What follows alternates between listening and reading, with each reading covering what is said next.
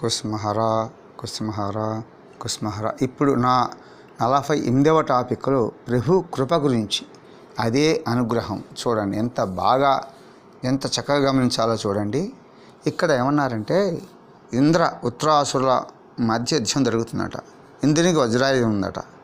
పరమాత్మ ఇంద్రునికి సహాయం చేస్తున్నట్టు ఉత్తరాసురునికి తెలుసు. ఇంద్రుడు విజయం పొందుతాడని కూడా తెలుసట. ఇక్కడ ఏంటంటే ఉత్తరాసురుడు అంటే అతని పూర్వజన్మలో చిత్రకేతుడు అనేటువంటి మహారాజు గొప్ప విష్ణు భక్తుడు. అమ్మవారి శాపం అలా అయింది. అందుకే అతనికి శాపం ఎలా ఉన్నా లోపల మనసు మాత్రం పరమాత్మ అయిపోయి లగ్నం ఉండబట్టి అంటున్నాడు. ఏమంటున్నాడు? ఇంద్రుడిని గేలి చేస్తూ ఉత్తరాసురుడు అంటాడు, ఇంద్ర, నీ స్వామి యొక్క స్వభావం నాకు బాగా తెలుసు. ఇది మహాత్మ స్థితి అంటారు. ఎందుకంటే మన ప్రభువు తన వారు అంటే తన భక్తుడు అనుకున్న వాడి యొక్క అర్ధకామాల కోసం చేసే ప్రయత్నాలను నష్టపరుస్తాడు. రైట్.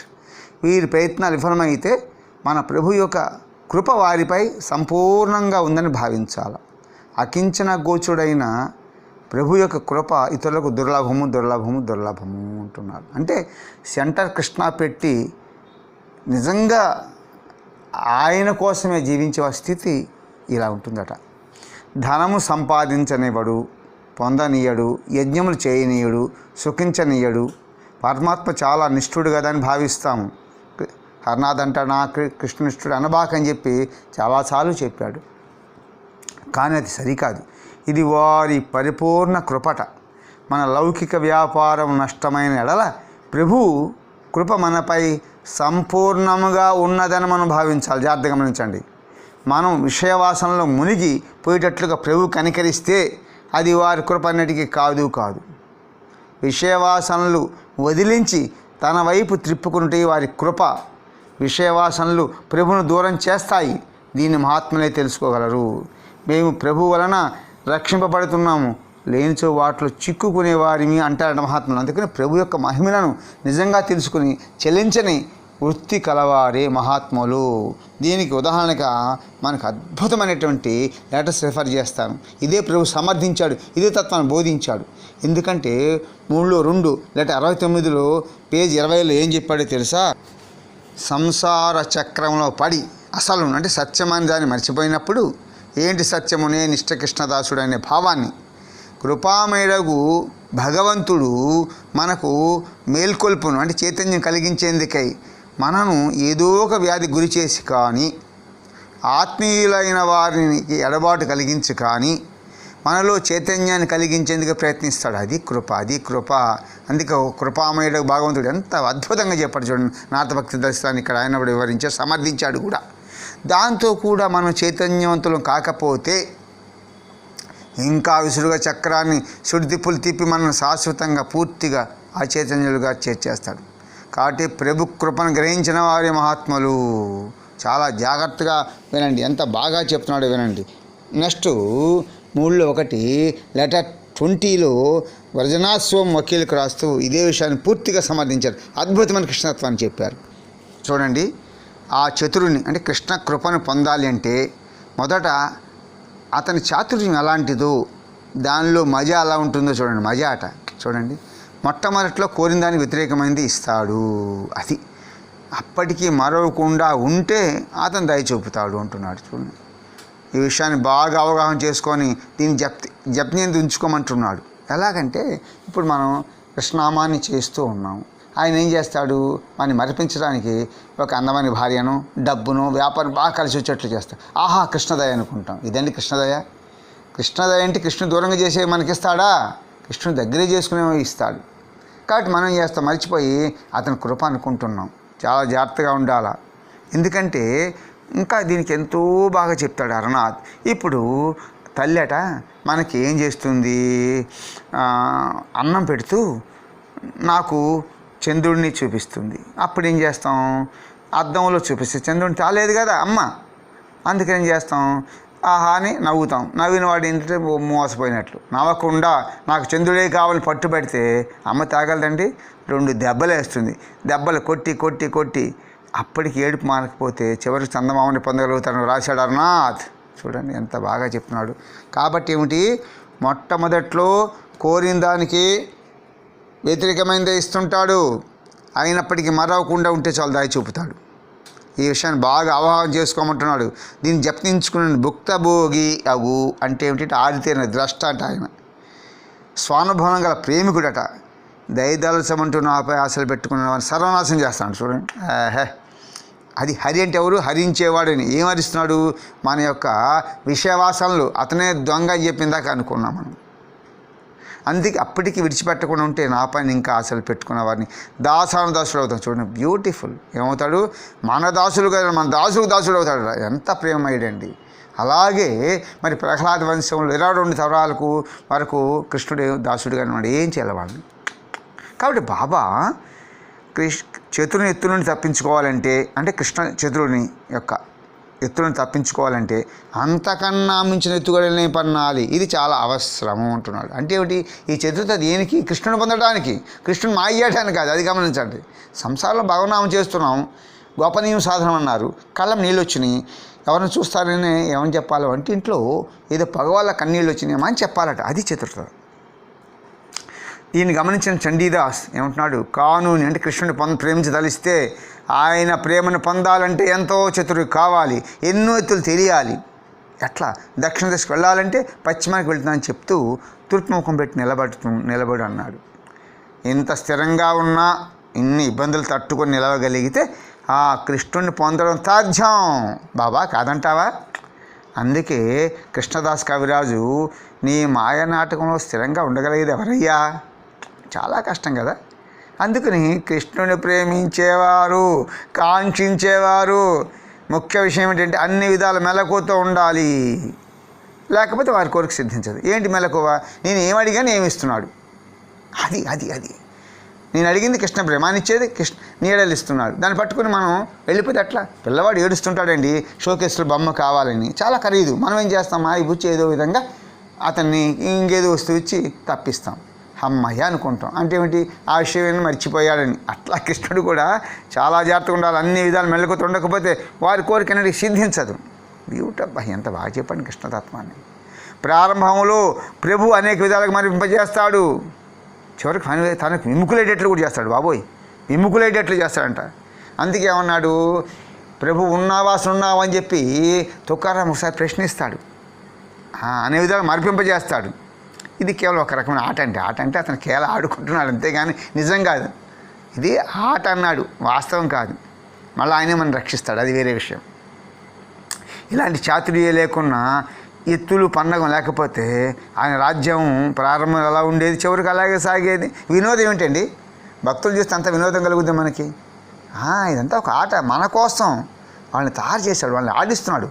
అతని నాటకం వల్ల అతను పావులు ఎన్నుకొని వాళ్ళు ప్రభు కోసమే అనేక లీలలు చేస్తారండి. అతని కోసం ఏమైనా ఎత్తులు వేస్తారండి. ఆయన కోసం ఎన్ని బాధలు భరిస్తారు. కాబట్టి ఆట అనేది ఒక కష్టాలు, ఓన్లీ ఒక ఆట. అవి ఆనందం కోసమే. ఆనందం లేకపోతే ఇంకా ఆట ఎందుకండి? ఆట ఉద్దేశం ఆనందమే కదా. ఎవరో ఒకరు ఓడిపోతాం, ఒకరే గెలుస్తారు. అది కాబట్టి మనం ఏమిటి, ఇంకా ఎగ్జాంపుల్కి ఏం చెప్తున్నట్టు మాటికి ప్యాకెట్లు 7 తురుపులు వస్తున్నాయి అనుకోండి. తురుపు అంటే ఏమిటి? తురుపు వస్తే అద్భుతం, జోకర్ అన్నమాట. ఇంకా మనకి భయం ఉండదు. అయితే లైఫ్ ఉండాలి, బ్రతకపోతే 7 తురుపులు వచ్చినా వేస్టే కదా. కాబట్టి ఏమొస్తుంది? మాటికి 7 తురుపులు వస్తుంటే ఆనందాలకు దిశకే మీద పడి అధికారం చెలాయిస్తున్నాడు. అందువలన ఈ నాటక రంగానికి ఎవరయ్యా గురువు? ఎవరు? ఆయన ప్రయోక్త కృష్ణుడు ప్రేక్షకులకు ఈ నాటకం ఆకర్షణ కలిగించేందుకే అలాంటి ఎత్తులు వేస్తుంటాడట. ఏం చేస్తాడు? నీటిని అడిగితే నిప్పునిస్తాడట. విచిత్రం. నిప్పుని అడిగితే నీటిని ఇస్తుంటాడు. కొందరు ఏడుస్తుంటే మరి కొందరు నవ్వుతుంటే తాను మురిసిపోతుంటాడట. అది మనం చాలా జాగ్రత్తగా గమనించాలి. ఈ విషయాన్ని తెలుసుకోలేక, దీని అంతర్గత భావాన్ని గ్రహించలేక నా వంటి మూర్ఖులు ప్రభువునకు పక్షపాతము మొదలగు నానా విధమైన దోషాంతా కడతారు. ఏముండో జాగ్రత్తగా ఉండాలా. అతని మహాత్యాన్ని తెలుసుకోకపోతే మన మూర్ఖుల కిందే లెక్క. పక్షపాతం మనం వదిలేసామా దైవభక్తి నాశనం అయిపోతుంది. ఇది దోషం అంటున్నాడు. చాలా జాగ్రత్తగా గమనించాలా. మూర్ఖులని పదం వాడాడు. ఎందుకంటే వచ్చిన అభిప్రాయం చెప్తాను. మూఢుడు వేరు, మూర్ఖుడు వేరండి. మూఢుడు అంటే డిల్యూజన్. శ్రీ శంకర్ పాదాలు తన భజగోవిందంలో ఏం చెప్పాడు? రుక్కుంకరణే సంప్రాప్తి సన్నిహిత కాలి నహినహి రక్షతే ఓ మూఢమతి భజగోవిందం అన్నాడు. అంటే మూఢమతే ధనాగమ దృష్ట అన్నాడు. కాబట్టి మూఢుడంటే ఎప్పటికైనా మారచ్చేమో, మూర్ఖుడు మారడు. మూర్ఖుడు అంటే ఎవరు? మారు మనసు పొందనివాడు, భగవతత్వాన్ని అవగాహన చేసుకోలేని మనస్సు అంటున్నాడు. ఎందుకంటే భర్త వరకు కూడా చెప్పాడు, తీవిరి ఇసుకండి తైలంబు తీయవచ్చండి, తీయచ్చండి. ఆహా, ఇసుకని తైలం వస్తుందంట అని అంటాడు.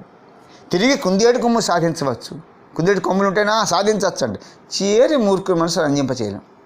అందుకని మూర్ఖులనే పదం వాడామా, ప్రభుతత్వం తెలుసుకోలేక ప్రభునికి దూరంగా జీవించి ప్రభుని మర్చిపోవడం, అది చాలా తప్పు. అందుకే దీని అంతర్గత భావాన్ని గ్రహించలేక, ఈ కష్టాన్ని గ్రహించలేక నా వంటి మూర్ఖులు ప్రభువునకు పక్షపాతం మొదలు నానావిధమైన దోషాలు అంటగడుతుంటారు. కాబట్టి చూడండి, ఆట స్వభావాన్ని మనపూర్వకంగా ఆత్మపూర్వకంగా అవగాహన చేసుకున్న వారు మాత్రమే నిశ్చింతగా ఉంటారు. వారి సందేహాలు ఉండవు, వారు పరమానంద భరితులై ఉంటారు. అందుకే వారి విషయంలో సుఖ దుఃఖాలు ఏముండవు, బాధోపశమనం మంచి ఏమి ఉండవు, అస్తిత్వం ఉండదు, అసలు వాటికి లెక్క ఉండదు. మనకి ఇష్టమైతే మనం ఎన్ని కష్టాలు భరిస్తాం కదండి. ప్రభు మీద ప్రేమ ఇష్టం ఉంటే అలాంటిదే జరుగుద్ది. కుంతిదేవి చూడండి, ఎన్ని కష్టాలు పడితే చివరిలో ఉన్న కష్టాలు మనం కోరుకుంటుంది. అదండి ప్రేమ అంటే, అది కృష్ణ యొక్క తత్వం అర్థం చేసుకోవడం అంటే. కాబట్టి సందేహడోలమైనటువంటి ప్రపంచంలో ఏది వారికి అస్థిరంగా కనిపించదు. ఎంత సందేహాలు ఉంటాయి వాళ్ళకి కనిపించదు. ఎవరు? కృష్ణ భక్తులకు, కృష్ణుడి యొక్క కోరేవారికి, కృష్ణుడిని పొందాలనేటువంటి ఎరుక గలవారికి ఇవన్నీ కూడా వారు స్వయంగా మనోస్థిమితత్వాన్ని పొందుతారు. సర్వము సమతూకం ఉంది, దీంట్లో ఏం తప్పు లేదు. దాంతో వారు ఏమంటారు? ఇక చివరికి వాసుదేవం సర్వమితి అంటారు. అంటే త్వమేవ సర్వమమ అంటారు. అది అంటే వాసుదేవం బహుజన్మనాం జన్మనామంతే ప్రపద్యంతే. వాళ్ళు చేయగా అనేక జన్మలు చివరికి ఉంటారు వాసుదేవుడే సర్వమయ అంటాడు. అలాంటి వారు సమహాత్మ సుదుర్లభ, ఇంకోరు సాధన ఎండైపోయిందండి. అద్భుతం. కాబట్టి స్థావర జంగాలు ఏవీ కనరావు. ఏమి చూసినా దాంట్లో కృష్ణ స్ఫూర్తిని చూడగలుగుతారు. ఒక్క మారు ఆ వ్యక్తికి ఎలాంటి ఆనందం ఉందో ఊహించు. ఇప్పుడు మనం ఊహించమని ఆ స్థాయికి వెళ్ళమంటున్నాడు, మనం ఆ పని చేయాలి. ఇప్పుడు నాయన ఎప్పుడు చూసినా యజమాని అంటి పెట్టుకునే వారికి సేవకుడుకు అన్నం పెడతామా లేదా? అలాగే మనం ఆయన యజమాని, ఆయన అంటి పెట్టుకున్నాం, మనకి తిండి తిప్పల యొక్క భయం ఏంటయ్యా? కాబట్టి ఇల్లు విశ్రాంతి మొదలైన అన్ని విషయాలు నిశ్చింతగా ఉండవయ్యా అంటున్నాడు ప్రభు. తాను సర్వదా తన వెంట ఉన్నని గ్రహించగలిగిన సాధకుడు ఎక్కడున్నా పరిపూర్ణ నిశ్చింతతో ఆనందంగా కాలం గడుపుతాడు. బ్యూటిఫుల్. హృదయాన్ని నిండా సందేహం నింపుకొని కేవలం నోటితో పై మాటలు మాట్లాడే వారికి ఆనందం ఎక్కడ వస్తుందయ్యా? చూడండి ఎంత బాగా చెప్తున్నాడు. పైకి నోటితో కృష్ణ అన్న లోపలేది. కాబట్టి లోపల ద్వంద్వ మనకి రాదు, రెండు ఏకం కావాలి. పైకి మాత్రం ఈ చీర బాగుందంట, ఆ బ్రహ్మాండం ఉందంట, లోపల చేప ఏం బాగుందంట. తప్పు నాయన, తప్పు. అంతర్గతంగా కృష్ణుడు, బయట కృష్ణుడే చూడాలి. అందుకే మనస్సు మాట రెండు ఒకే తీరుగా ఉండాలి. అందుకని బాబా ప్రభు పనిలోని ఉచితానుచితంలో విమర్శించరాదు, విమర్శించకు, సర్వదానందం ఉండమని చెప్తాను. కృష్ణ భజిందికే మనం ఈ పృథ్వీ మీదకి వచ్చాం, అది నా విధి, మిగిలిన దాన్ని ప్రభు చూసుకుంటాడు అని మనం ఉండాల భావన. కాబట్టి మనం ఏం చేస్తున్నాం? మన అజ్ఞాన వశాన ప్రభుని ఆలోచన, ఆయన కార్యక్రమాలు, ఆయన తిండి పెట్టి ఆయన బట్టలు కట్టేది, అవన్నీ మన భుజాల మీద ఎత్తుకుంటున్నాం. భారం మనం నాగత్వాయ భారాన్ని అంటుంటే మనం ఎత్తుకుంటున్నాం భారాన్ని. ఒకడంటే రైల్లో ఒక మూర్ఖుడు, అయ్యో రైలుకి నొప్పి అని చెప్పి రైలు తన మూట తన ఎత్తి మీద పెట్టుకున్నాడంట. రైలు ఈయన మోస్తున్న మూటలు పోయిందండి. అలాగే ఒంటి మీద ప్రేమతో ఒంటి వెళ్తుంటే అయ్యో ఒంటికి బరువు అని చెప్పి ఒంటి మీద ప్రేమతో మూటలు నెత్తి మీద పెట్టుకున్నాడంట. అట్లా ఉంటుందండి మంది. కాబట్టి ప్రభుని ఆజ్ఞారూపమైన మన కర్తవ్యాన్ని విస్మరిస్తున్నాం. ఏం తింటాను, ఏమి కడతాను, ఎట్లా పెళ్లి చేస్తాను నా కూతురికి అనుకుంటూ రెయింబౌలు ఇలాంటి ఆలోచనతో మునిగిపోయి మన కర్తవ్య నిర్లక్ష్యం చేస్తున్నాం. హరి అనడమే నా కేవలం ఏకైక కర్తవ్యం. అందువలన నేను అలాగే చేసుకుంటూ పోతాను.